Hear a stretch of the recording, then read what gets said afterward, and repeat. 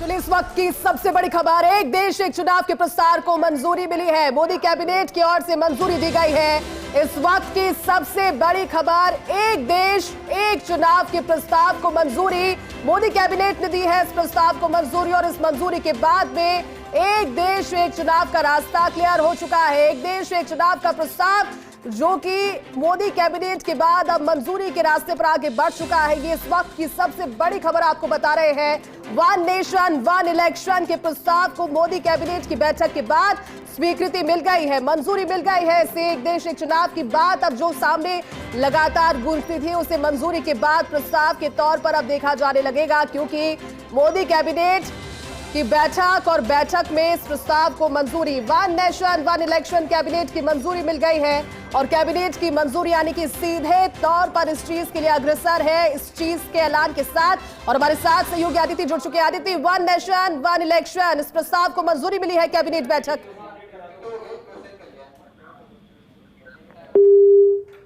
चलिए दोबारा आदित्य से जुड़ने की कोशिश करेंगे। One nation one election cabinet की मंजूरी के साथ अब आगे बढ़ रहा है और एक बहुत बड़ा वादा, क्योंकि इस बार जब सरकार 3.2 कार्यकाल के पहले जनता के बीच में पहुंची थी, लोकसभा चुनावों से पहले एक देश एक चुनाव का प्रस्ताव एक बड़ी बात था, एक तरीके का वादा था जो जनता से किया जा रहा था। एक देश एक चुनाव के प्रस्ताव को मंजूरी मिली है कैबिनेट की बैठक में और ये भारतीय जनता पार्टी के लिए उपलब्धि भी, क्योंकि जनता के बीच जब चुनावों से पहले पहुंची थी बीजेपी, तो इस बात को बहुत जगह बहुत बार उन्होंने दोहराया था कि इस चीज को लेकर के आगे बढ़ेंगे। और मोदी कैबिनेट की बैठक की तस्वीरें भी आप देख रहे हैं। ये कैबिनेट की बैठक जहां से वन नेशन वन इलेक्शन के प्रस्ताव को मंजूरी मिली है। बड़ी खबर आपको बता रहे हैं, वन नेशन वन इलेक्शन को कैबिनेट की मंजूरी, एक नेशन एक चुनाव प्रस्ताव को मंजूरी और शीतकालीन सत्र में इसको लेकर के बिल सरकार लेकर आने वाली है। और ये बहुत बड़ी बात, क्योंकि शीतकालीन सत्र की शुरुआत के साथ ही वन नेशन वन इलेक्शन का बिल जब सामने आ जाएगा, विपक्ष इस पर क्या तरीके की प्रतिक्रिया देता है, क्योंकि विपक्ष इसके खिलाफ और विपक्ष की प्रतिक्रिया के बाद इस प्रस्ताव को बिल के तौर पर कब तक इंप्लीमेंट किया जाएगा ये देखने वाली बात होगी। लेकिन ये एक बड़ी उपलब्धि इसलिए क्योंकि इसे चुनावों के मुद्दे के तौर पर भी देखा जा रहा था। भारतीय जनता पार्टी ने वायदा किया था कि सरकार 3.0 में एक नेशन एक चुनाव, वन नेशन वन इलेक्शन को लेकर के वो आगे बढ़ेगी और आने वाले समय में इसे नजर भी, ये जो तस्वीर है वो नजर भी आएगी। शीतकालीन सत्र में ये बिल रखा जाएगा। ज्यादा जानकारी के साथ हमारे साथ सहयोगी योगेश शर्मा जुड़ चुके हैं। योगेश जी, बहुत बड़ी खबर है, one nation one election, Bharatiya Janata party सिर्फ बात ही नहीं करती बल्कि मोदी कैबिनेट की बैठक में मंजूरी मिली है इसे। अब देखिए, बड़ी खबर है और वन नेशन वन इलेक्शन, और ये अपने आप में इसलिए जरूरी है, बहुत कम लोगों को पता होगा कि सबसे पहले ये डिमांड लाल कृष्ण आडवाणी ने उठाई थी जी, जब वो देश के उप प्रधानमंत्री थे, अटल जी की सरकार थी। और उस समय उन्होंने कहा था कि वन नेशन वन इलेक्शन इसलिए होने चाहिए कि सबसे बड़ी बात धन की बर्बादी बचे जी, धन का बर्बादी बचे, व्यवस्थागत रूप से संघीय ढांचे में भी केंद्रीय ढांचे के साथ साथ राज्यों के संघीय ढांचे के चुनावों की प्रक्रिया एक साथ निभाई जाए। अब जिस तरह से आपको ध्यान है कि पूर्व राष्ट्रपति के नेतृत्व में एक कमेटी का निर्माण किया गया था और इस कमेटी ने अपनी रिपोर्ट दे दी थी। और उसके बाद जैसा कि राजस्थान की बात कर लें तो राजस्थान में लोकसभा चुनाव के ठीक कुछ महीनों बाद ही, विधानसभा चुनाव के कुछ महीनों बाद ही लोकसभा चुनाव का सामना राजस्थान को करना पड़ता है। और अगर ये तय सीमा में चुनाव हो जाए, केवल आगे पीछे कुछ दिनों की बात है, तो राजस्थान के चुनाव और देश के चुनाव दोनों एक साथ होने में कोई परेशानी नहीं है। राजस्थान के साथ कुछ राज्य और भी इस तरह के हैं जहाँ चुनाव होने हैं। तो कुल मिलाकर कहा जा सकता है कि एक बहुत ही महत्वपूर्ण है, एक राज्य में, एक देश में सभी राज्यों के चुनाव एक साथ हो। जैसा कहा जा रहा है कि देश में जब पूरे सरकार के 5 साल पूरे हो केंद्र की सरकार के, उसके बाद जो भी आगे पीछे के जो राज्य हैं जहाँ 2 महीने बाद चुनाव है, कहीं 3 महीने पहले चुनाव है, उनको एक सिरे से लेकर आया जाए, जिससे इस चुनाव की प्रक्रिया को अमली जामा पहनाया जा सके। तो एक जो कहा जा सकता है रामनाथ कोविंद की जो रिपोर्ट है, उस रिपोर्ट के आधार पर ये पूरी प्रक्रिया को अमली जामा पहनाने की जो बात है, उस दिशा में केंद्र की सरकार अब आगे बढ़ रही है और मोदी कैबिनेट, क्योंकि जैसा मैंने बताया लाल कृष्ण आडवाणी जो भारतीय जनता पार्टी के वरिष्ठ नेता है, मार्गदर्शक मंडल के सदस्य रहे, वो चाहते थे कि इस तरह के चुनाव होने चाहिए। और भी कई संविधान के कई प्रमुख लोग जो है एक्सपर्ट्स हैं, वो भी चाहते हैं कि एक देश एक चुनाव होना चाहिए। हमारा राजस्थान में भी मुख्यमंत्री भजनलाल शर्मा चाहते हैं एक राज्य एक चुनाव होना चाहिए। इस दिशा में भी उन्होंने प्रयास शुरू किए हैं, चाहे वो निकाय चुनाव, पंचायत चुनाव। तो कहा जा सकता है कि चाहे वो पूरे एडमिनिस्ट्रेशन प्रशासनिक सिस्टम का पूरा कहा जा सकता है अपव्यय रोका जाए, पूरे धन का अपव्यय रोका जाए और अनावश्यक रूप से जो चुनावों के अंदर ही पूरी ब्यूरोक्रेसी फंसी रहती है और अनावश्यक रूप से उन चुनावों के कारण कई तरह की नौकरियां, भर्ती प्रक्रिया, कई तरह के विकास कार्य, ये सब भी बाधित होते हैं। अगर एक ही समय चुनाव होगा तो पूरे व्यवस्थित ढंग से देश के विकास कार्यों को नए पंख लगेंगे और चुनाव के कारण किसी भी तरीके से व्यवस्थागत कोई भी जो नवाचार हो रहे हैं उनको में कोई खामी नहीं होगी, उनमें किसी तरह की कोई भी रुकावट या बाधा देखने को नहीं मिलेगी। तो ये एक बड़ी पहल है, पूरा देश चाहता है एक दिशा में कि इस तरह के चुनाव की प्रक्रिया होनी चाहिए। अब आज देखिए कि एक तरफ एक चुनाव देश के लोकसभा चुनाव हो चुके हैं, लेकिन अभी हाल में हरियाणा के चुनाव हैं, जम्मू कश्मीर के चुनाव की प्रक्रिया आज से शुरू हो गई है। आज वहाँ पहले फेज का मतदान है, फिर हरियाणा के मतदान होंगे, कुछ दिनों बाद महाराष्ट्र के चुनाव होंगे। तो हमारा पूरा देश पूरे 5 सालों के अंदर जब केंद्र की सरकार बनने के बाद भी अलग अलग राज्यों में अलग अलग चुनावी सिस्टम से जूझता रहता है और पूरा राजनीतिक सिस्टम भी पूरी तरह होश-पोश रहता है। ठीक है, प्रमुख राजनीतिक दल, क्षेत्रीय दल पूरे 24/7 वो भी इसी सिस्टम में जुटे रहते हैं, चुनावी प्रक्रिया में जुटे रहते हैं। और बिल्कुल योगेश जी, और इसीलिए कहीं ना कहीं ये फायदे के साथ लोगों के बीच पहुंचता है, लेकिन चुनौतियां अब इसके लिए क्या रहेगी उस पर भी डिस्कशन होगा। शुक्रिया योगेश जी फिलहाल इस पूरी बातचीत के लिए। और इसके राजनीतिक मायने और आने वाले वक्त में क्या इंपैक्ट, इसका जिक्र अदिति करी थी। पर जल्दी से अक्षय का रुख करते हुए, अक्षय इसको लेकर के प्रारूप क्या होगा, क्योंकि कहा जा रहा है कि शीतकालीन सत्र में सरकार इसको पेश करेगी, आगे क्या कुछ अक्षय? देखिए, सबसे बड़ी बात तो ये रही है कि अब कुछ देर बाद ब्रीफिंग होने वाली है। अश्विनी वैष्णव कहा जा रहा है कि वो ब्रीफ करेंगे। साफ तौर पर है कि जिस तरह से आज चर्चा हुई है, ये कहा जा रहा है कि वहां पर मंजूरी मिल गई है। कुछ देर में स्थिति साफ हो जाएगी। लेकिन जिस तरह से पूर्व राष्ट्रपति रामनाथ कोविंद के नेतृत्व में कमेटी बनाई गई, कमेटी ने तमाम बैठकें आयोजित की, विपक्षी दलों से भी उन्होंने मुलाकात की, उनसे बातचीत की। कई विरोधी दलों ने उसका विरोध भी किया, कांग्रेस उसका खास करके तौर पर विरोध करती रही है। अब देखना दिलचस्प भी होगा कि जब ब्रीफिंग करते हैं अश्विनी वैष्णव तो किस तरह से अपनी बात रखते हैं। लेकिन ये माना जा रहा है कि वहां पर मंजूरी दे दी गई है, ऐसी सूत्रों के हवाले से खबर आ रही है। अब साफ तौर पर है कि उसमें एक टाइम टेकिंग है। निश्चित रूप से सरकार ने एक प्रपोजल तैयार कर दिया होगा कि कैसे हम आगे बढ़ेंगे। लेकिन ये माना जा रहा है कि हाल फिलहाल तो नहीं, लेकिन 3-4 साल बाद ये निश्चित रूप से 2029 में जब लोकसभा चुनाव होंगे तो उसमें कहीं ना कहीं वन इलेक्शन वन नेशन की बात निश्चित रूप से सामने आ जाएगी। और वन नेशन वन इलेक्शंस की जो प्रारूप की बात है तो उसमें कहीं ना कहीं अब चर्चा होगी कि किस तरह से इसको आगे बढ़ना है। लेकिन प्रधानमंत्री नरेंद्र मोदी ने जिस तरह से कुछ दिन पहले जिक्र किया था तो ये माना जा रहा था कि देर सवेर जल्द ही फैसला हो जाएगा। तो ये माना जा रहा है कि कैबिनेट ने इसको मंजूरी दे दी है, लेकिन अब हमें औपचारिक घोषणा का इंतजार करना होगा। ये माना जा रहा है कि उसमें किस तरह से बजट सेशन जो माफ कीजिएगा सत्र में, अगले सत्र में किसको इस तरह पास कराना है, किस तरह से विपक्षी दलों को टैकल करना है, ये तमाम उसमें रणनीतियां अपनानी होगी और उसको फिर आगे बढ़ना होगा। ठीक है, इसी बात को थोड़ा और आगे बढ़ाते हुए पूजा आपके पास आ रही हूँ, और जिसका जिक्र बार बार हो रहा है कि ये अभी लंबा प्रोसेस है, इसमें कुछ वर्षों का वक्त लगेगा, क्योंकि कई ऐसे बड़े राज्य हैं जहां पर 1-2 साल में विधानसभा के चुनाव होने वाले। एक तो ये, दूसरा ये कि अगर एक साथ चुनाव कराना है तो कई सारी विधानसभाओं को समय से पहले भंग करना होगा, तो वो भी एक लंबा प्रोसेस है अपने आप में। जाहिर तौर पर, और क्योंकि अभी अगर इसमें बात करते सुझाव की तो 47 दलों ने इसमें हिस्सा लिया, जिसमें से 32 राजी हुए लेकिन बाकी के राजी नहीं हुए, और बाकी दल हैं जिन्होंने अपनी राय ही नहीं रखी। तो पहली चुनौती तो यहाँ पर होगी। दूसरी बात है कि कैबिनेट की यहाँ पर मंजूरी मिलती है। अभी इसको ज्यादा एक्सप्लेन किया जाएगा, जैसे अभी अक्षय भी बता रहे हैं, आदित्य ने बताया कि ब्रीफिंग अब से कुछ ही देर बाद होगी। तो क्या कुछ होने वाला है? सबसे बड़ी बात तो यह है कि इसमें खाका क्या होगा, क्योंकि अभी तो एक अनुमान लगाया जा रहा है कि देश का चुनाव एक साथ होगा और जो प्रदेश हैं, जो राज्य हैं, उनका चुनाव एक तरफ होगा, लेकिन एक्चुअल में इसका खाका क्या तैयार हुआ है, इसको लेकर तस्वीर क्लियर होनी बाकी है। तो बहुत सारे डाउट्स हैं जो लोगों के जहन में। दूसरी बात है कि विपक्षी पार्टियां भी अभी इसको लेकर एक्टिव होंगी, क्योंकि जब 47 में से सिर्फ 32 राजी हैं, तो यहां पर जो बाकी की विपक्षी पार्टियां, जाहिर तौर पर उनका ऑब्जेक्शन होने वाला है।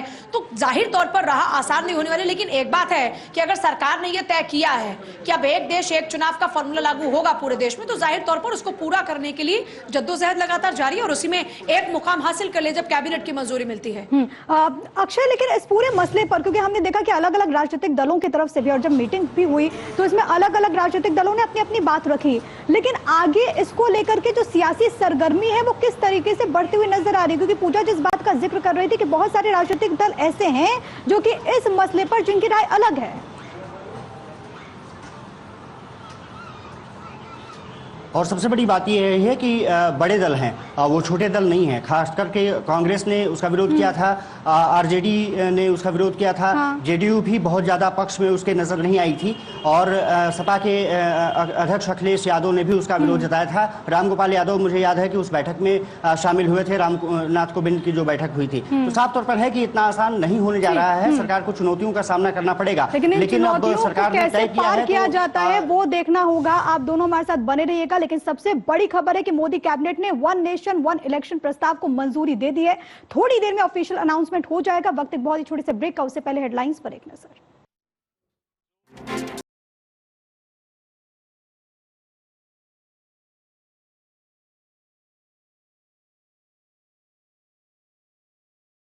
बिल को मोदी सरकार पेश करने वाली है, और एक देश एक चुनाव के प्रस्ताव को मंजूरी के साथ ही अब कई सारी चुनौतियां और इससे आने वाले भविष्य में होने वाले फायदों को अगर देखा जाए तो संविधान का संशोधन कैसे किया जाएगा, इस फैसले को लेकर, इस प्रस्ताव को लेकर वित्तव्ययता, और हर 5 साल में जब विधानसभा और राज्यसभा, लोकसभा और साथ ही विधानसभा चुनावों को लेकर जिक्र होता है, तो फिर राज्यसभा लोकसभा का क्या रुख होगा, ये तमाम सारी चीजें होंगी। लेकिन सबसे बड़ी बात कि अब विपक्ष की क्या प्रतिक्रिया होती है, क्योंकि विपक्ष ने इस चीज से हमेशा किनारा किया। बीजेपी के द्वारा बार बार कहा जा रहा था कि एक देश एक चुनाव होंगे और इससे काफी ज्यादा फायदा होगा, जिसके बाद ये बड़ी जानकारी सामने आई है। एक देश एक चुनाव के प्रस्ताव को आखिर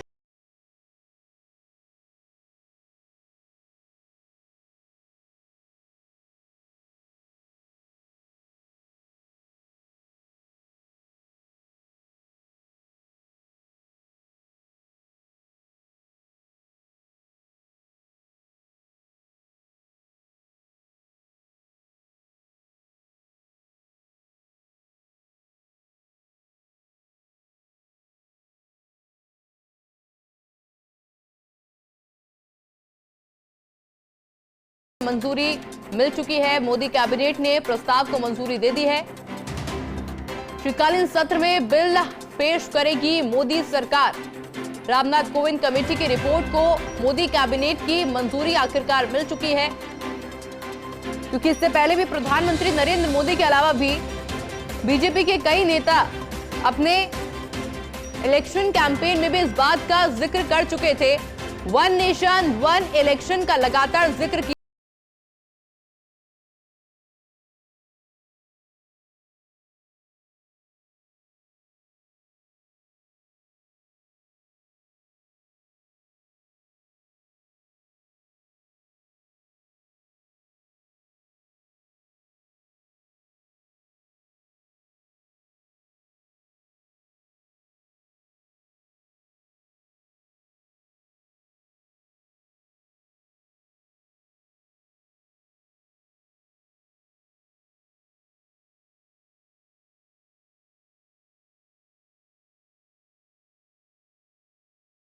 की बर्बादी नहीं होगी।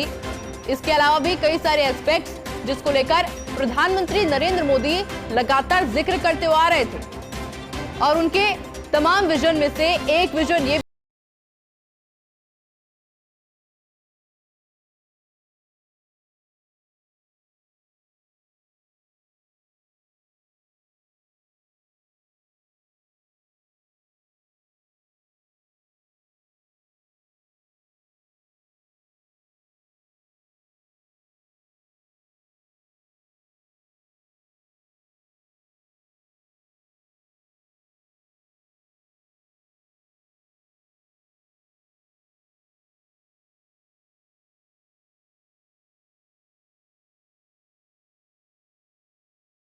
लेकिन जिस विजन की प्रधानमंत्री नरेंद्र मोदी लगातार जिक्र करते हुए आ रहे थे, बीजेपी लगातार जिक्र करते हुए आ रही थी, उसको फिलहाल मंजूरी मिल चुकी है।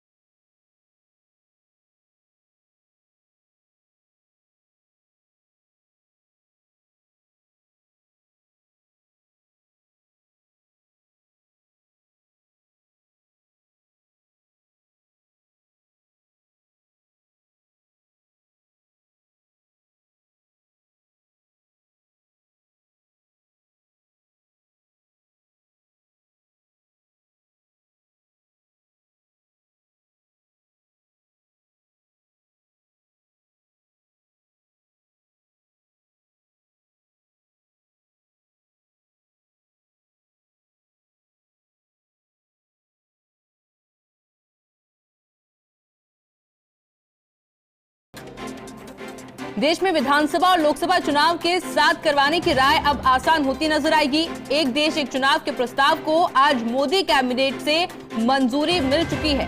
पूर्व राष्ट्रपति रामनाथ कोविंद की अध्यक्षता में बनी कमेटी की रिपोर्ट के बाद इस प्रस्ताव को आखिरकार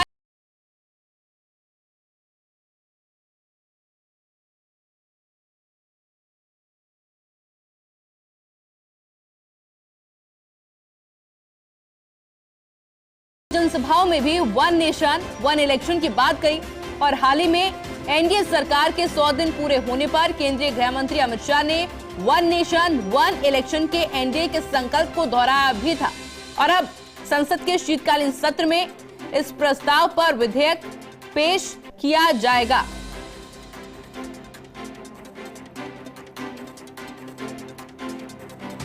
यानी कि वन नेशन वन इलेक्शन की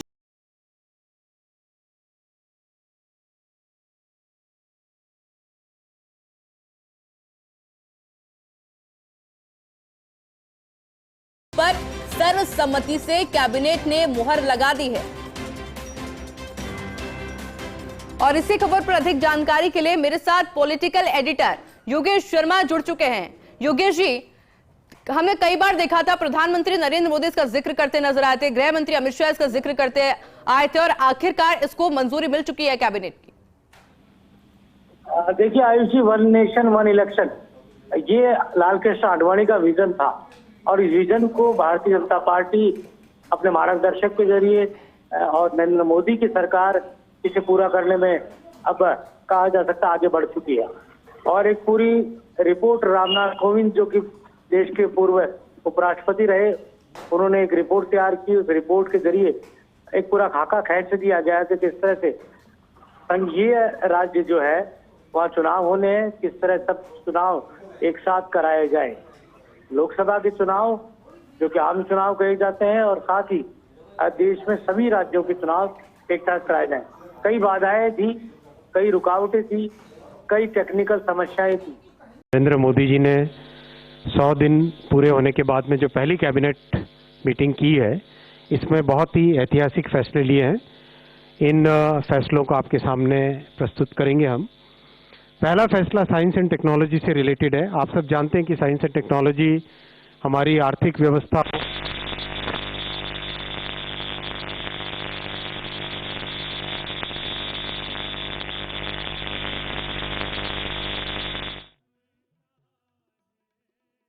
और देखिए, एक देश एक चुनाव की बात लगातार की जा रही है।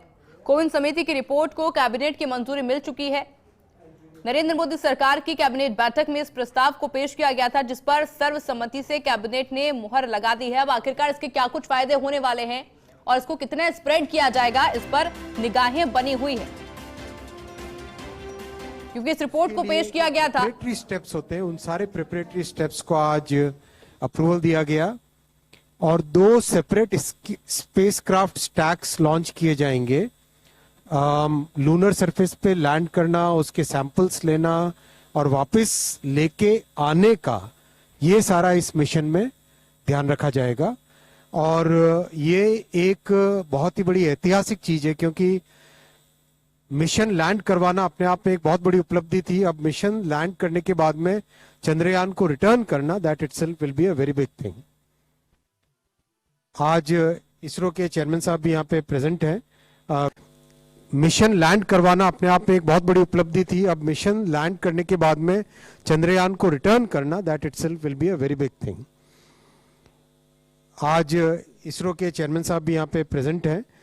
कोई भी क्वेश्चंस होंगे डिटेल तो वो भी आपके सामने ले सकेंगे। वीनस ऑर्बिटर मिशन का भी अप्रूवल हुआ है। ये वीनस प्लैनेट के चारों तरफ ऑर्बिट करना और जो वीनस का एटमॉस्फेयर है उसमें प्रोब, आप जानते हैं कि Venus is the second next planet from sun, और ये अर्थ का ट्विन कहलाता है। अर्थ का ट्विन कहलाता है और वहाँ की बहुत सारे कैरेक्टरिस्टिक्स हैं जिसको स्टडी करने से कई साइंस एंड टेक्नोलॉजी की फंडामेंटल रिसर्च में इसका बेनिफिट होता है। थर्ड अप्रूव किया गया Gaganyaan follow on and development of our first अंतरिक्ष स्टेशन, स्पेस स्टेशन। ये प्रोग्राम जो पहले प्रोग्राम अप्रूव हुआ था उसको काफ़ी मल्टीप्लाई करके, काफ़ी बड़ा करके किया गया है। अब इसकी कॉस्ट 20,000 करोड़ की है और सारे के सारे जो मॉड्यूल्स इसके लिए डेवलप करने हैं वो सारे इसके अंदर इंक्लूड हुए। और चौथा मिशन अप्रूव हुआ है नेक्स्ट जनरेशन लॉन्च व्हीकल। अभी जो लॉन्च व्हीकल है वो 10 टन के लोड को, पेलोड को लेके जाता है।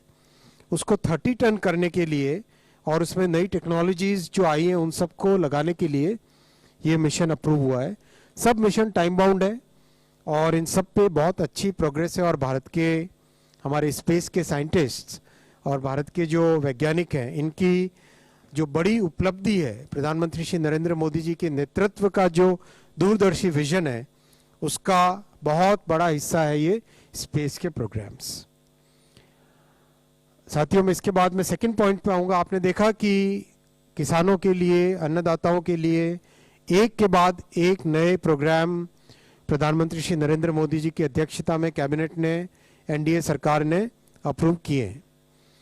और उसी कड़ी में आज एनपीके फर्टिलाइजर्स के लिए सब्सिडी, उसके लिए 24,475 करोड़ रुपीस का एलोकेशन किया है।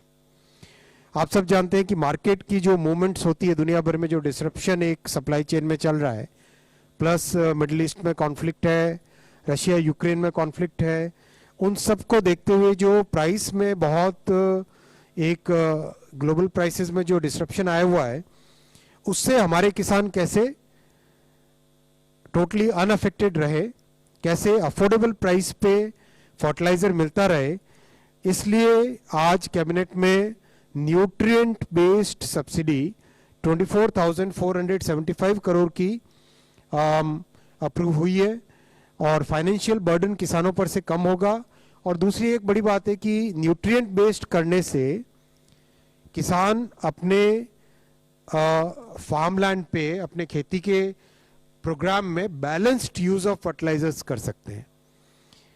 एनपीके और एस, इन चारों के चारों न्यूट्रिएंट्स को अगर ढंग से इस्तेमाल में लें तो उसमें खेती में बैलेंस एक आता है। तीसरा बड़ा फैसला लिया गया है किसानों की इनकम के प्रोटेक्शन के लिए अन्नदाता आय संरक्षण अभियान, पीएम आशा। अन्नदाता आय संरक्षण अभियान, पीएम आशा, इसके लिए 35,000 करोड़ रुपीस का एलोकेशन है। ये साथियों बहुत एक महत्वपूर्ण प्रोग्राम है जो देश में जो हमारी दालें हैं, अलग अलग टाइप की पल्सेस हैं और ऑयल सीड्स हैं, तिल है और भी कई तरह के जो ऑयल सीड्स हैं, उन सब में कैसे किसानों को और प्रोत्साहित करें और उनमें खेती करने वाले किसानों के लिए एक बहुत बड़ी एक तरीके से प्राइस को स्टेबलाइज करने का मैकेनिज्म इस स्कीम में है। मान लीजिए किसी फसल का एमएसपी 100 रुपए और अगर मार्केट में प्राइस 80 रुपए है, तो उस केस में जो डिफरेंस है उस डिफरेंस को इस स्कीम के तहत मीट किया जाता है।